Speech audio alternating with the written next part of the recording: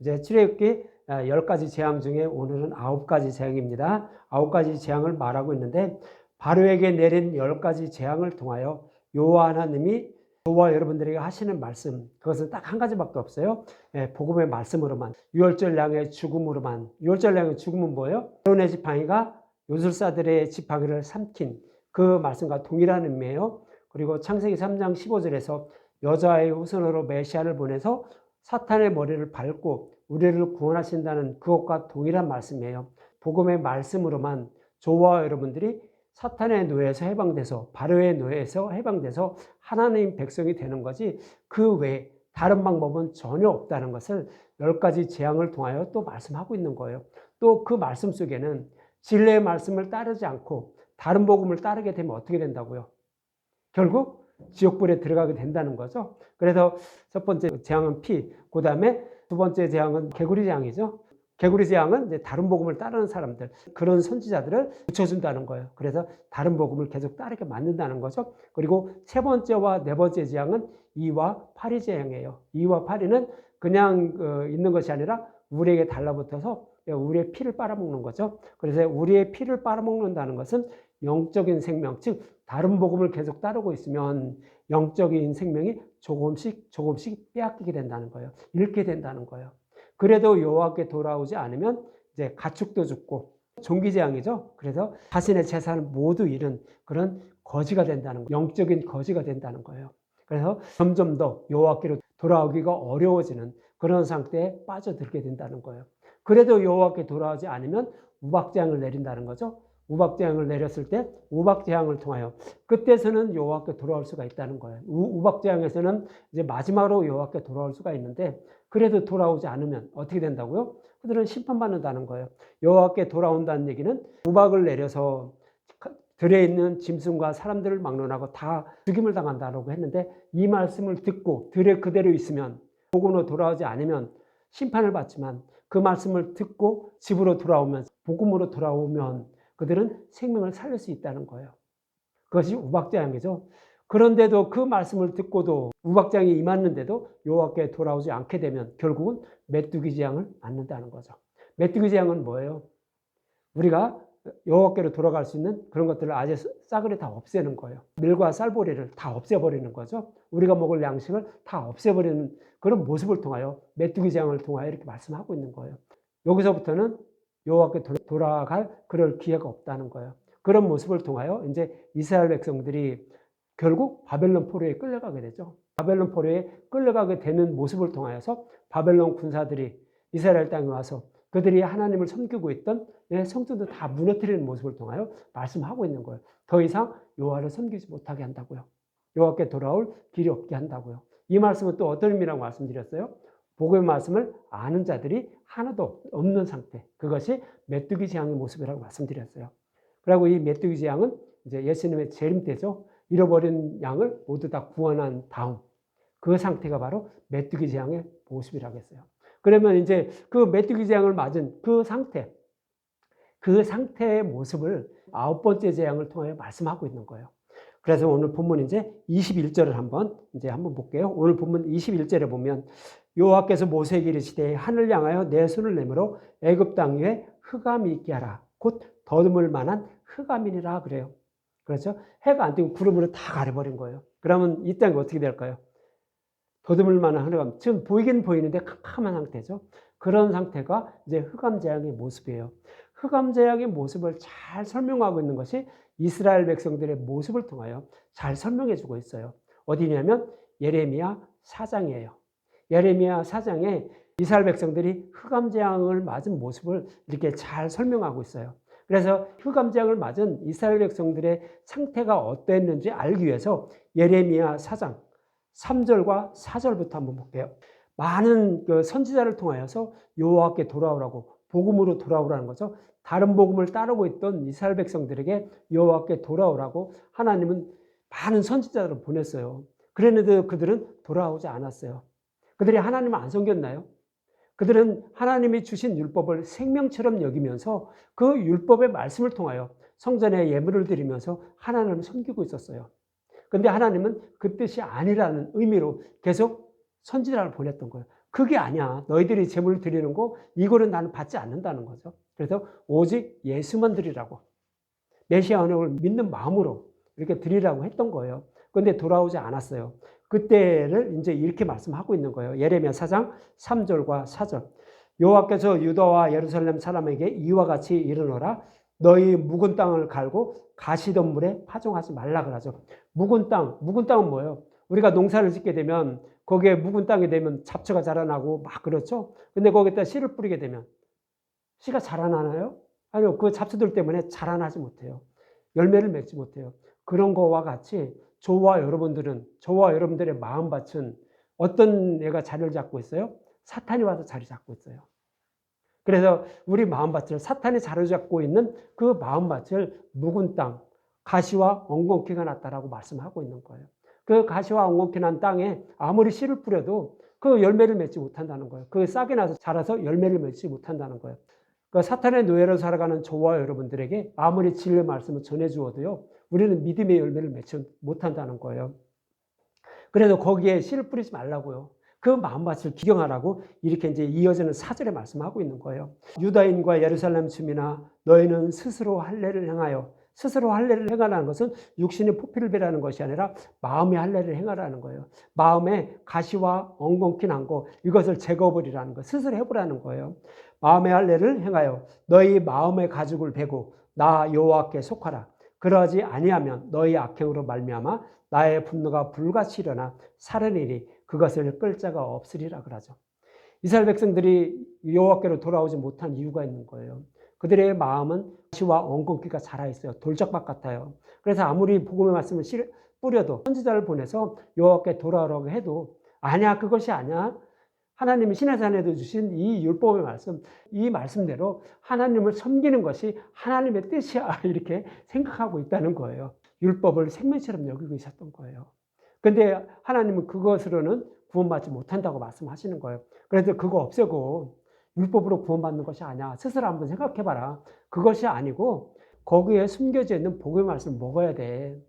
이것을 먹고 하나님을 섬기는 것이 하나님을 섬기는 것이지 믿음의 열매를 맺는 거지 그냥은 안 된다라고 말씀하고 있는 거예요. 그러니까 마음의 밭을 묵은 땅을 기경하라는 거예요. 마음의 할례를 하는 거예요. 스스로 해보라는 거예요. 그런데 사람 스스로는 그걸 할 수가 있나요? 할 수가 없죠. 그래서 누가 오시는 거예요? 네, 성령이 오시는 거예요. 성령이 오셔서 돌짝밭, 가시밭과 같은 그런 마음을 싹 제거해 주는 거예요. 좋은 밭으로 만들어 주시는 거예요. 그럼 좋은 밭으로 만들어 주었을 때 그 복음의 말씀을 딱 듣게 되면 어떻게 돼요? 아, 이거구나 한다고요. 그래서 우리는 믿음의 열매를 맺는다고요. 그것이 씨 뿌리는 자의 비유에서 예수님이 말씀하고 있었던 거예요. 그래서 택한 제자들에게는 마음밭을 좋은 밭으로 만들어줘서 믿음의 열매를 맺게 하지만 그렇지 않은 자들은 그냥 그대로 둔다는 거예요. 그래서 그런 자들은 구원받지 못한다라고 이렇게 말씀을 하고 있었던 거예요. 그래서 이렇게 스스로 해보라고 말씀하고 있는 거예요. 이제 북이스라엘 백성들은 아수리아에 멸망당했죠. 그리고 남유다는 득의재앙을 맞고 이제 흑암재앙을 맞은 그런 상태를 이렇게 말하는데 결국 이들도 바벨론 포로에 끌려가서 나라가 망하게 될 것을 말씀하고 있는 거예요. 이것은 바벨론 포로에 끌려간다는 것은 지옥불에 들어간다는 것을 모형으로 말씀을 하고 있었던 거예요. 그래서 이제 예레미야 4장 10절에 예레미야 선지자는 이렇게 말씀하고 있는 거예요. 4장 10절 내가 이르되 슬프로소이다. 그렇죠. 바벨론 포로에 끌려가는 모습을 보니까 예레미야 선지자가 슬픈 거죠. 주 여호와여 주께서 진실로 이 백성과 예루살렘을 크게 속이셨나이다. 이르시기를 너희에게 평강이 있으리라 하시더니 칼이 생명에 이르렀나이다. 그러죠. 이스라엘 백성들은요, 바벨론 군사들이 이렇게 대적들이 쫓아온다고 할지라도 그들은 평강하다 하면서 많은 선지자를 통하여서 이스라엘 백성들에게 하나님 우리를 지켜줄 거야. 그러니까 걱정하지 마라고 이렇게 알려주셨다는 거예요. 근데 정말로 하나님 하신 건가요? 네, 그들은 하나님이 하신 거예요. 왜 그러냐? 그들은 다른 복음을 따르고 있었어요. 여호와께 돌아오라고 그렇게 수많은 선지자를 보내서 했는데도 돌아오지 않았던 거예요. 그래서 그들이 원하는 말씀, 그것을 전하는 자들을 계속 보내준 거예요. 하나님이 이렇게 하신 거예요. 왜요? 그들은 돌아오지 않으니까. 그들은 다른 복음을 따르고 있으니까. 개구리를 그들에게 만나게 해준 그 모습을 이렇게 표현하고 있는 거예요. 결국 어떻게 됐다고요? 거짓 선지자를 통하여 이스라엘 백성들에게 평강하다, 평강하다. 이렇게 하니까 너희들은 구원받은 거야. 이러니까 구원받아. 걱정하지 말라고 이런 말씀을 계속 듣게 했다는 거예요. 근데 지금 이게 뭐냐는 거죠. 근데 이거 뭐예요? 결국 이들은 다 지옥불에 들어가게 되는데 이거 뭐냐고요. 저와 여러분들은 구원받고 구원받지 못하는 거 하나님의 주권이에요.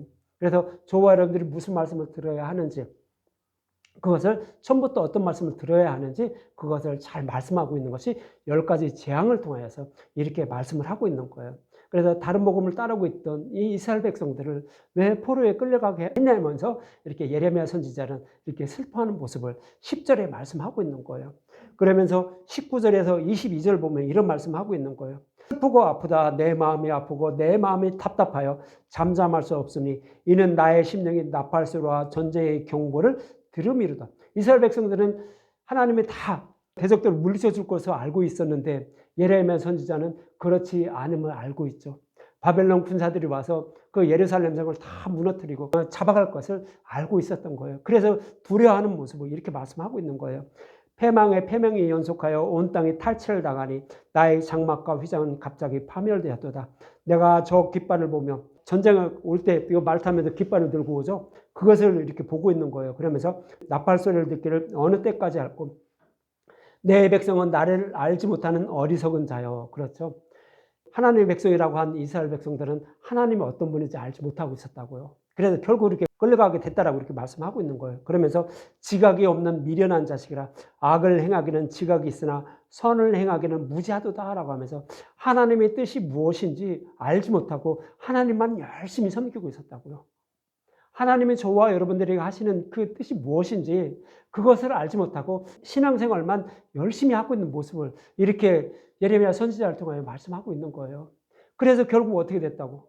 다 지옥불에 끌고 가게 됐다고요. 그래서 선지자는 이렇게 괴로워하고 있는 거예요. 여러분들도 혹시 다른 복음을 따르고 있다고 하면 하나님은 이렇게 괴로워하신다고요. 그래서 슬퍼하신다고요. 그래서 다른 복음을 따르지 말라고. 다른 복음을 따르지 않기 위해서는 뭐를 알아야 돼요? 하나님이 저와 여러분들에게 무엇을 원하는지 그거부터 아세요. 내가 우상을 섬기는 그 신에게 잘 보이니까 정성을 다하니까 나에게 복을 주더라. 이런 거와 같이 똑같이 하나님을 섬기기는 그런 사람이라면 그는 하나님을 우상처럼 섬기는 사람들이에요. 하나님은 그런 분 아니에요. 우리가 열심히 해주길 원하지 않아요. 하나님은 단지 원하는 것은 하나님이 저와 여러분들에게 어떻게 해주셨는지 그걸 알기 원해요. 그게 뭐예요? 하나님이 저와 여러분들을 어떻게 해주셨죠? 십자가를 통하여 우리의 모든 죄를 다 대속해 주셨어요. 이것을 알기 원한다고요. 하나님께 잘 보이기 원하는 거 아니에요. 하나님은 우리를 위해서 어떻게 해주셨는지 이것만 알기 원하는 거예요. 이걸 알기 원했는데 이스라엘 백성들은 율법의 말씀을 통하여 하나님을 잘 섬기는 것이 하나님의 뜻인 줄 알고 있다고요. 하나님은 우상처럼 섬기는 것과 똑같은 거라고요. 그래서 그들은 결국 바벨론 포로에 끌려가는 거죠. 망하게 되었다라고. 이스라엘 나라가, 유다가 망하게 되었다라고 이렇게 말씀하고 있는 거예요. 결국 그렇게 다른 복음을 따르면 지옥불에 들어갈 수밖에 없다라고 이렇게 말씀을 하고 있는 거예요. 그러면서 이 9째 재앙, 흑암 재앙을 맞은 그 유대인들의 모습을 이어지는 예레미야 4장 23절과 26절에 이렇게 말씀하고 있는 거예요.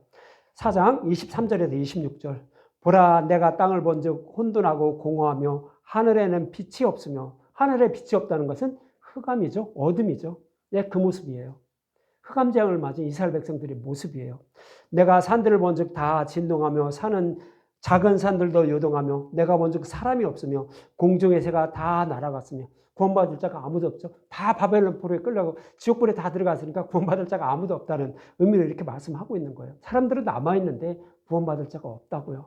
다 다른 복음을 따르고 있다고요. 그것이 흑암 재앙을 맞은 모습이에요. 보라, 내가 본즉 땅이 황무지가 되었으며 그 모든 성읍이 여호와 앞 그의 맹렬한 진노 앞에 무너졌다라고. 포로에 다 끌려간 모습을, 흑암 재앙을 맞은 이스라엘 백성들의 모습으로 통하여서 이렇게 말씀하고 있는 거예요. 구원받을 자가 아무도 없는, 예수님에 대해서 아는, 하나님의 뜻이 무엇인지 알고 있는 자가 아무도 없는 그런 상태를 이렇게 표현하고 있는 거예요. 그래서 땅을 본즉 혼돈하고 공허하며 하늘에는 빛이 없다라고 이렇게 말씀하고 있는 거예요. 흑암 재앙을 맞은 유대인들의 모습, 이스라엘 백성들의 모습, 그 모습을 이렇게 말씀하고 있는 거예요. 이 모습을 오늘 본문에서는 메뚜기 재앙을 건너서 흑암 재앙을 맞은 애굽 백성들의 모습을, 바벨론 포로에 끌려가는 유대인들의 모습을 통하여 이렇게 말씀하고 있는 거예요. 그래서 흑암 재앙이 뭐예요? 이제 지옥불에 들어갈 수밖에 없는 상태예요. 복음을 아는 자들이 아무도 없고요. 전해주는 사람도 아무도 없어요. 이제 하나님도 그것을 받지 않아요. 알려주려고도 하지 않아요. 이제 지옥불에 집어넣는 그때를 이렇게 말씀하고 있는 것이 흑암 재앙의 모습인 거예요. 그래서 예레미야 선지자는 흑암 재앙을 맞은 그 유대인들의 모습을 보고 예레미야 4장에서 이렇게 말씀을 하고 있는 거예요. 그러나 이제 예레미야서는 예수님이 십자가에서 죽으시고 부활하시기 이전이죠. 약속의 말씀을 다 이루어 주시기 이전이므로 그렇게 이스라엘 백성들이 바벨론 포로에 끌려가지만 결국 그 남은 자를 통하여서 예수님이 오셔서 우리를 구원할 거야 라고 이어지는 예레미야 4장 27절과 28절에 이렇게 말씀하고 있는 거예요. 여호와께서 이같이 말씀하시기를 이 온 땅이 황폐할 것이나 내가 진멸하지는 아니할 것이며, 그렇죠? 약속하신 메시아를 보내기 위해서 유대인을 통하여서 보내진다고 약속했잖아요. 그 약속의 말씀을 지켜주기 위해서 그들을 다 죽임을 당하지 않게 한다는 거예요. 결국 그들을 다시 본국으로 돌아오게 해서 약속하신 메시아를 보내서 그들을 구원한다라고 이렇게 말씀을 하고 있는 거예요. 그러면서 28절 이로 말미암아 땅이 슬퍼할 것이며 위의 하늘이 어두울 것이라 내가 이미 말하였으며 작정하였고 후회하지 아니하였은즉 또한 거기서 돌이키지 아니하리라 하셨습니다. 무슨 얘기냐면 다 바벨론 포로에 끌려간다 할지라도 하나님이 메시아를 보내서 구원하신다는 이 약속의 말씀을 지키기 위해서 어떻게 한다고요? 그들을 포로에서 다시 돌아오게 하신다라고 이렇게 말씀을 하고 있는 거예요. 그래서 구약에서는 아직 예수님이 오셔서 십자가에서 약속하신 말씀을 이루어주기 전이므로 그들을 다 진멸하지 않고 포로에서 돌아오게 해서 메시아를 보낸다라고 약속했지만 지금은 어때요? 지금은 그것을 다 이루어졌어요. 이제 더 이상 없어요. 그러니까 어떻게 해요? 지금의 흑암재앙을 맞은 사람들은 지옥불에 들어갈 수밖에 없는 거예요. 그것을 이렇게 말씀하고 있는 거예요. 흑암재앙 맞은 거 다 아시겠죠? 이처럼 흑암이라는 것은 아론의 지팡이가 요술사들의 지팡이를 삼킨 복음의 말씀을 알지 못해 심판받을 자, 그런 자들을 말하는 것으로 빛이신 예수님을 영접하지 못하고 다른 복음으로 하나님을 섬기다가 결국 그것이 거짓인지도 몰라요. 진리인지 다른 복음인지도 몰라요. 그냥 다른 복음을 따르고 흑암재앙을 맞은 사람들은 이게 진리인 줄 알아요. 누구처럼? 유대인들처럼. 그러다가 그들은 다 바벨론 포로에 끌려갔죠. 마찬가지예요. 지금도. 다른 복음을 따르는 사람들이 이것이 다른 복음인지도 모르고 다른 복음을 계속 따르다가 결국 지옥불에 딱 던져질 때 어떻게 해요? 아차, 내가 잘못했거나 왜 나를 하나님 이렇게 속였습니까? 하면서 이스라엘 백성들처럼 그렇게 한다는 거예요. 그렇게 우리는 이제 다른 복음을 따르고 있는 사람들은 살아가고 있다는 거죠. 그래서 흑암이라는 것은 복음의 말씀을 알지 못해 심판받을 자를 말하는 거죠. 그래서 예수님 다른 복음을 따르고 있는 그런 자들을 흑암이라 성경은 표현하고 있는 거예요.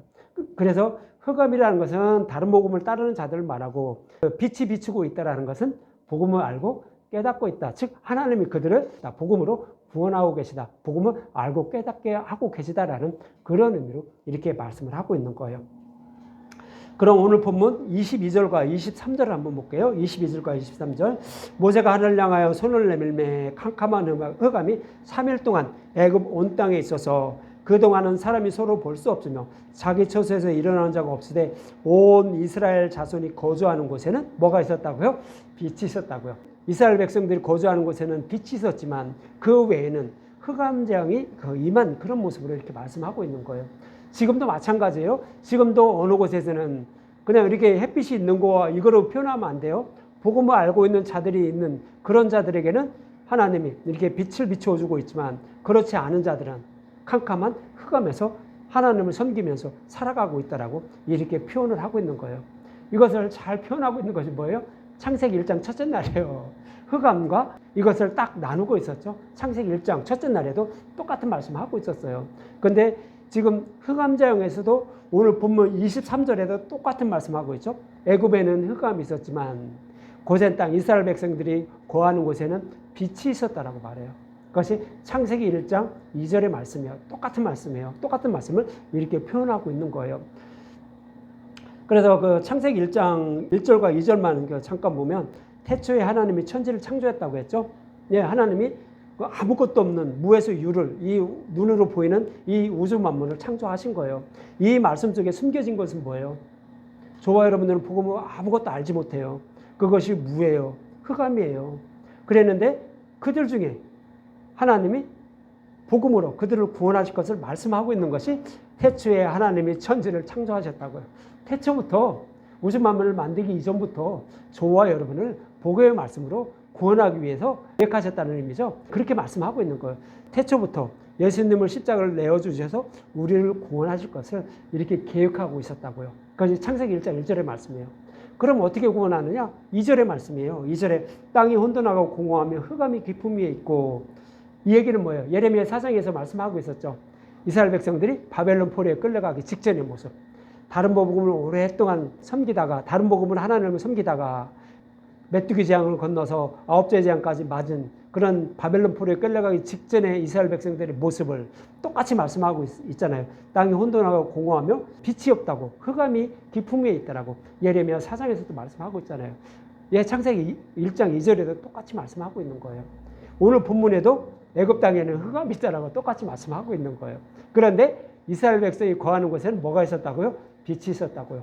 이 말씀을 하나님의 영은 수면 위에 운행하시리라. 오늘 권사님이 아까 이거 말씀하시는데, 네, 똑같은 말씀이에요.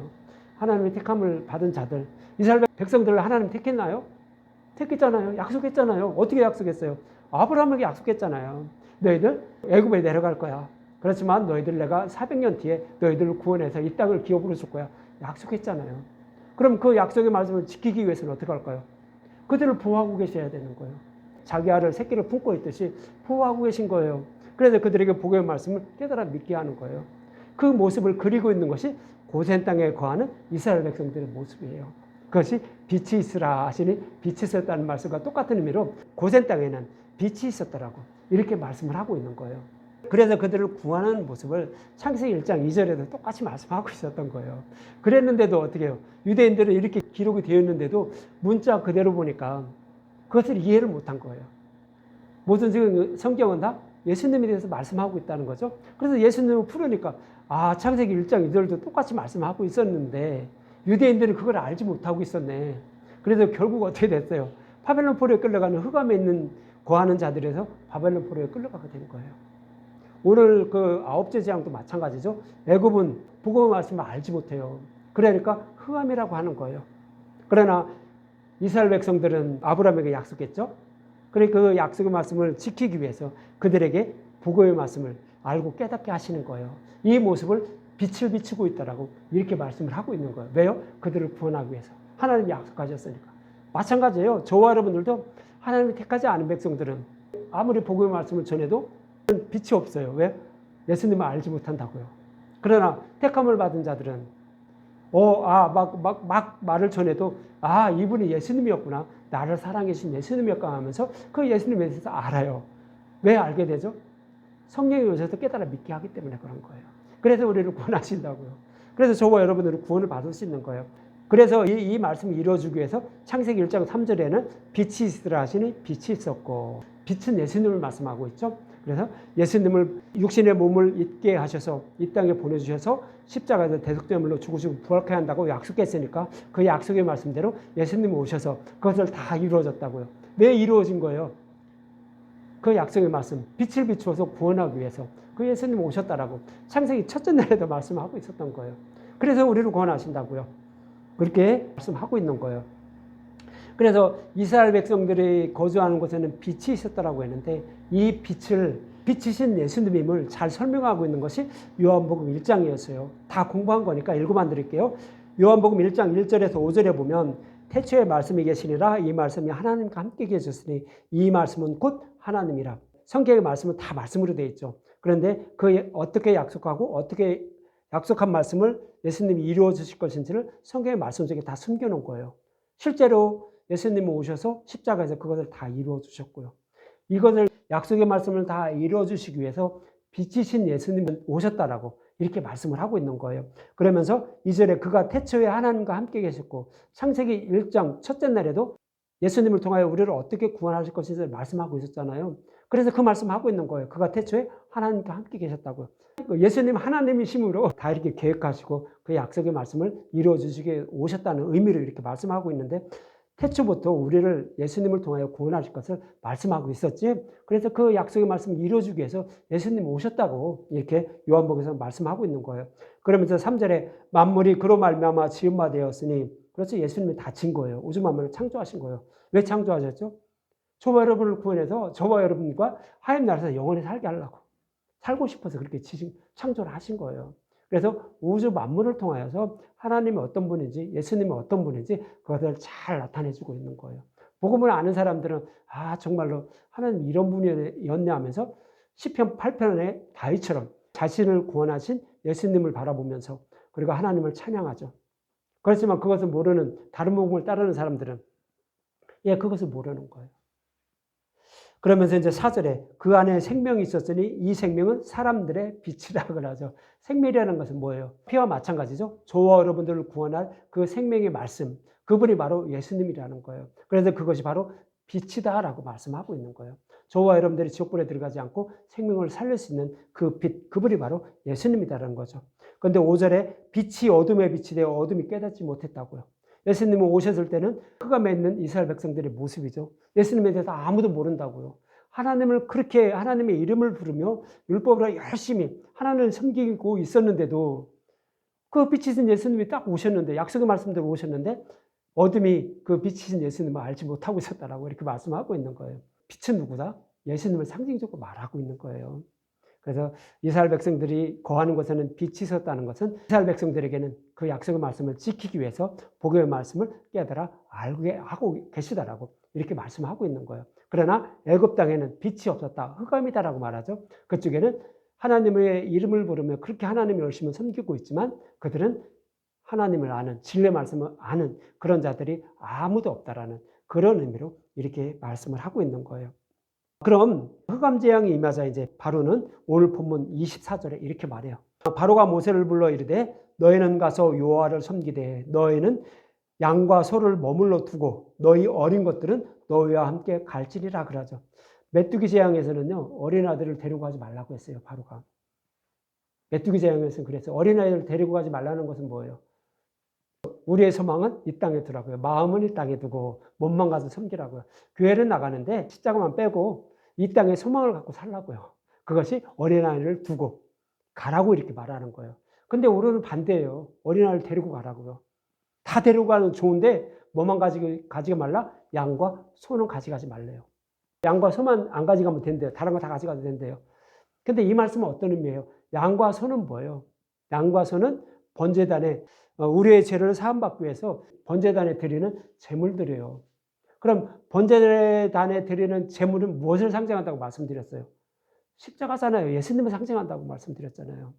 그러니까 소와 양은 데리고 가지 말라고 하는 것은 뭐예요? 십자가만 빼고 예수님을 섬기라고요. 교회는 나가는 건 좋은데 교회 다 나가, 괜찮아. 다 나가는데 십자가만 빼. 진리의 말씀만 따르지 않으면 된다고요. 그래서 사탄은요, 교회를 부흥케 해요. 어떻게 부흥케 하죠? 사람은 어떻게 하면 많이 모일까? 이것을 지혜를 줘요. 사람만 많이 모으면 되거든요. 그러면 그들은 사탄을 그렇게 많이 모아서 하나님을 섬기되 돈만 못 받게 하는 것이 사탄의 목적이에요. 뱀의 목적이에요. 그러니까 그렇게 하는 거예요. 사람만 많이 모이게. 그것이 양과 소는 데리고 가지 말라고요. 그러면 그 다른 복음을 따르게 되면 사탄의 목적대로 다른 복음만, 십자가만 빼고 하나님을 섬기게 되면 어떻게 되죠? 우리는 구원받지 못하는 거예요. 지옥불에 들어가는 거예요. 사탄의 뜻을 이루게 되는 거예요. 그래서 어떻게 해요? 양과 소는 빼라고요. 진리 말씀만 전하지 않으면 된다고요.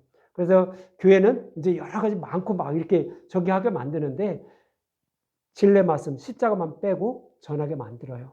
그래서 사람들을 많이 모으게 해요. 웅장하게 해요.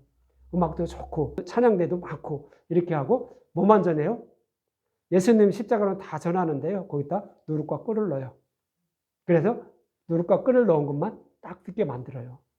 그래서 예수님 섬김으로 잘 먹고 잘 살죠. 병도 안 걸리죠. 그런 말씀을 듣게 한다고요. 그러면 그는 다 어디로 간다?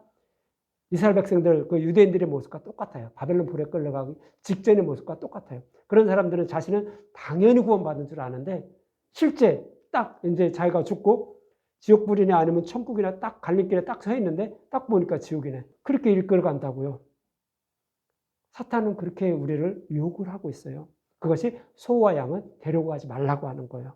그래서 바로는 사탄은 그렇게 저와 여러분들을 유혹하고 있음을 아홉째 재앙을 통하여 이렇게 말씀을 하고 있는 거예요. 그래서 이제 모세는 그러죠. 오늘 보면 25절과 26절에 그렇게는 안 된다는 거예요. 그래서 25절과 26절 모세가 이르되 왕이라도 우리 하나님 여호와께 드릴 제사와 번제물을 우리에게 주어야 하겠고 소와 양은 여호와께 드릴 제사와 번제물이라고요. 십자가라고 말씀하고 있는 거예요. 그러면서 26절 우리의 가축도 우리와 함께 가고 한 마리도 남길 수 없으니 왜 남길 수 없고 다 가야 되냐 하는 그 이유를 설명하는 거예요. 이는 우리가 그 중에 가져다가 우리 하나님 여호와를 섬길 것이며 소와 양으로 여호와를 섬긴다는 거예요. 또 우리가 거기에 이르기까지는 여호와를 섬기기 위해서 그 제물을 드리기 직전까지는 어떤 것으로 여호와를 섬길지 모른다고요. 하나님 뭐라고 말씀하셨죠? 소와 양을 제물로 드리는데 흠이 없는 걸 드리라고 했어요. 근데 다 가져가지 않고 그냥 아무거나 가져가게 되면 흠이 있는지 없는지 알지 못한다는 거죠. 그래서 흠이 없는 거로만 드려야 되는데 흠이 있으면 우리는 드리지 못한다는 거예요. 그래서 우리는 여호와를 섬기지 못한다는 거예요. 그래서 다 갖고 가야 된다는 거예요. 그래서 하나님은 이스라엘 백성들에게 율법의 말씀에 흠이 없는 것으로 여호와께 드리라고 했어요. 그래야 죄사함을 받는다고요. 이스라엘 백성들은 이것을 생명처럼 알고 있어요. 그래서 여호와께 드리기 전에 소와 양을 다 철저하게 감시해요. 4일 동안 감시해요. 그래서 정말로 흠이 없는 것을 여호와께 드려요. 그러니까 이스라엘 백성들이 그렇게 드리면서 살았어요. 그랬더니 말라기에서 하나님은 이렇게 말씀하셔요. 그렇게 여호와의 말씀대로 아주 철저하게 흠이 없는 것으로만 여호와께 드렸더니 말라기 1장 13절과 14절에 하나님은 그들에게 이렇게 말씀하셔요. 만군의 여호와가 이르노라 너희가 또 말하기를 이 일이 얼마나 번거로운가 하며 코웃음 치고 훔친 것과 저는 것과 병든 것을 가져왔느니라. 너희가 이같이 복음물을 가져오니 내가 그것을 너희 손에서 받겠느냐? 이는 여호와의 말이니라. 짐승 떼 가운데 수컷이 있거늘. 수컷은 뭐예요? 수컷만 드리면 되나요? 예수님이 상징하는 거예요. 흠이 없으신 예수님이 있는데 왜 너희들은 그냥 너희 눈으로 봐서 흠이 없는 제물만 드리라는 거예요. 그것은 하나님이 안 받는다는 거예요. 그냥 하나님이 창조하신 이 피조물들은 소와 양들은 다 흠이 있는 거라고요. 그래서 결국 죽을 수밖에 없다고요. 결국 썩어 없어지는 걸 나한테 주냐? 이거 싫다고요. 그래서 이 말씀하는 것이 뭐예요? 훔친 것과 저는 것, 병든 것을 하나님께 드렸다라고 하나님 말씀하고 있는 거예요. 그래서 흠이 없는 것을 드리라는 얘기는 우리의 눈으로 보기에 흠이 없는 것을 드리는 것이 아니라 흠이 없는 하나님, 죄가 없으신 예수님을 여호와께 드리라고요. 무슨 얘기냐면 우리의 죄를 대속해 주신 그 예수님을 아는 마음으로 감사하는 마음으로 여호와께 드리라고요. 그 마음을 드리라고 이렇게 말씀하고 있는 거예요. 마음을 드리라는 얘기는 뭐예요? 나의 죄를 대속하기 위해서 예수님이 십자가에서 죽으시고 부활한 것. 그거 아는 마음을 여호와께 드리라고요. 이것이 흠없는 제물을 드리는 자가 되는 거예요. 그런데 이스라엘 백성들은 그걸 모른 거예요. 그냥 율법의 말씀대로 하나님께 잘 보이면 흠이 없는 거 그것을 드리면 되는 줄 알고 이것이 하나님의 뜻인 줄 알았다고요. 그런데 하나님은 그거 다 병든 거 저는 거라고 말씀하고 있는 거예요. 그래서 저와 여러분들이 하나님께 드리는 것은 뭐다? 나를 위해서 십자가에서 죽으시고 부활하신 하나님을 아는 거예요. 그 마음을 아는 마음을 여호와께 드리라고요. 하나님 이것만 받는다고요. 그래서 이런 의미에서 모세는 뭐라는 거예요? 소와 양도 다 가져가야 된다고요. 내가 그것을 여호와께 드릴 때 어떤 것이 흠이 있는지 없는지를 모르기 때문에 그거마저도 다 가져가야 된다라고 그렇게 말하는 거예요. 여러분들 그거 잊지 마시기 바랍니다. 하나님이 원하시는 건 오직 우리의 죄를 대속하기 위해서 죽으시고 부활하신 예수님을 아는 것, 그것을 드리는 것을 흠이 없는 것을 드렸다라고 여겨주시는 거예요. 그래서 우리를 구원해 주신다고요. 이렇게 말씀을 하고 있는 거예요. 지금도 바로의 말처럼 양과 소는 누구 하나님을 섬기는 교회가 너무나 많죠. 그래서 예수님의 이름과 복음의 말씀이라 전하면서 진리의 말씀은 빼고 소와 양은 빼고 하나님을 섬기는 교회가 너무나 많은 것입니다. 진리의 말씀은 뭐라고 말씀드렸어요? 성경에서 약속하시고 약속하신 말씀을 십자가를 통하여 다 이루어주신 예수님. 이분에 대해서 아는 거예요. 이것을 아는 마음을 여호와께 드리는 것이 뭐예요? 흠이 없는 걸 드리는 거예요. 하나님 그것만 원하신다고요. 이렇게 말씀하고 있는 것입니다. 그래서 결국 아홉째 재앙을 맞은 바로는 이스라엘 백성을 보내지 않았다라고 오늘 본문 27절과 29절에 말씀하고 있어요. 여호와께서 바로의 마음을 완악하게 하셨으므로 그들 보내기를 기뻐하지 아니하고 바로가 모세에게 이르되 너는 나를 떠나가고 스스로 삼가 다시 내 얼굴을 보지 말라. 내가 내 얼굴을 보는 날에는 죽으리라 그러죠. 결국 바로의 얼굴을 보게 되죠. 어디서 보게 돼요? 홍해에서 보게 되죠. 그래서 모세가 죽어야 되는데 누가 죽어? 바로가 죽는 거죠. 이렇게 말을 해놓고 자기가 죽게 돼요. 그리고 29절에 보면 모세가 이르되 당신이 말씀하신 대로 내가 다시는 당신의 얼굴을 보지 아니하리다 이렇게 말해요.